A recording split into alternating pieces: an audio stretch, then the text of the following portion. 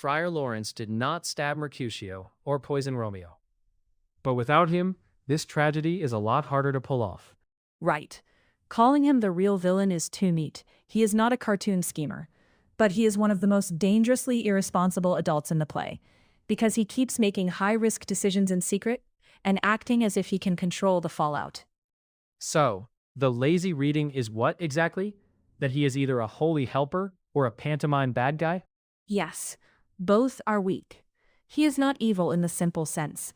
He does want to help, but wanting to help is not the same as helping well. In this play, bad judgment from adults is deadly, and Friar Laurence is one of the worst cases.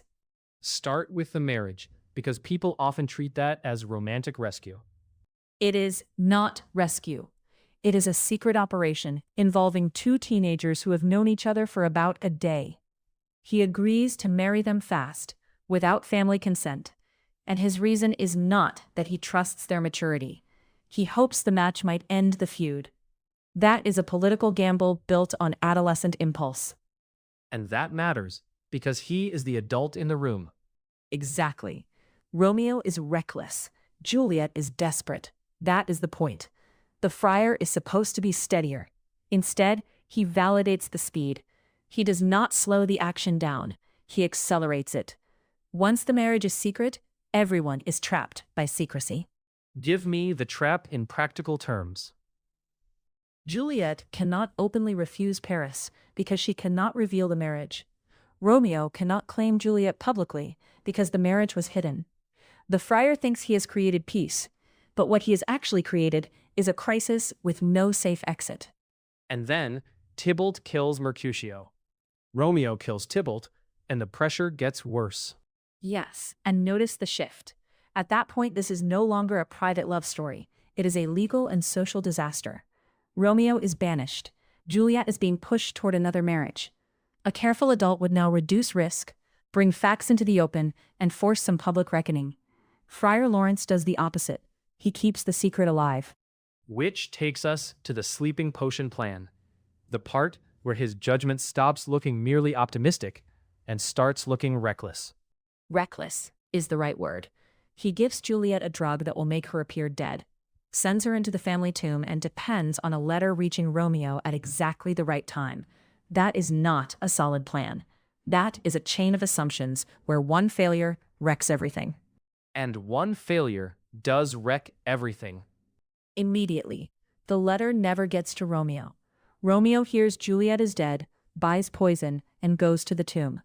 The friar built a plan with no margin for error in a play already driven by speed, violence, and bad communication. That is not bad luck alone. That is structural stupidity. People sometimes defend him by saying he had no good options. Fair?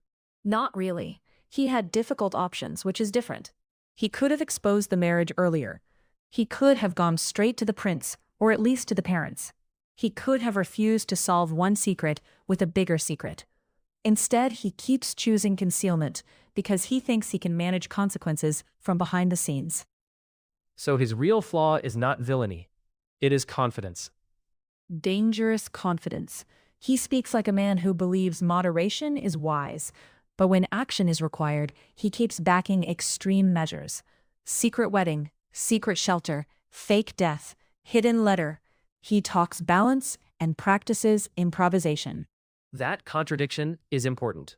He sounds prudent, which lets audiences give him too much credit. Yes, his language can make him seem reasonable, even moral.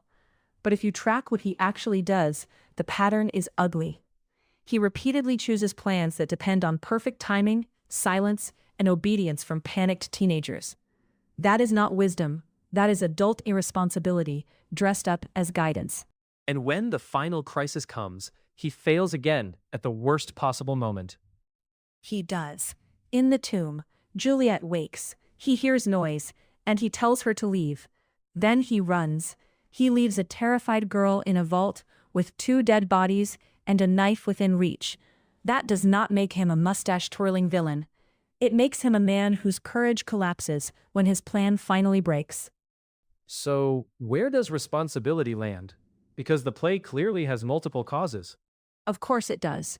The feud matters, Tybalt matters, Capulet's bullying matters, Romeo's rashness matters, Juliet's age and isolation matter. But multiple causes do not cancel each other out. Friar Laurence is one of the adults with the most information, and he uses that advantage badly. That is the key, isn't it? Information is power in this play. Yes, and he hoards it. He knows about the marriage. He knows Juliet is cornered. He knows Romeo is banished. Because he knows more than almost anyone else, his choices carry more weight. Secrecy gives him influence, but it also makes the disaster larger when he gets things wrong. So if someone says Friar Laurence is the villain, your answer is? Too simple. He is not the source of all evil in Verona. The feud is older than him, and the violence is bigger than him. But if someone says he is just a kind old helper caught in fate, that is worse. The play does not support that at all. Then give the clean judgment. Friar Laurence is not a pure villain. He does not want the lovers dead. But he is one of the tragedy's chief enablers. His secrecy, his overconfidence, and his reckless planning do not merely fail to prevent disaster. So the sharp reading is not fate did it, and not evil monk did it. Right. The sharp reading is this. Verona kills these children through violence, pressure, and failed adulthood. And Friar Laurence is one of the adults who fails most decisively. He is not the devil of the play. He is something more believable and more dangerous. A trusted man whose bad judgment helps turn crisis into catastrophe.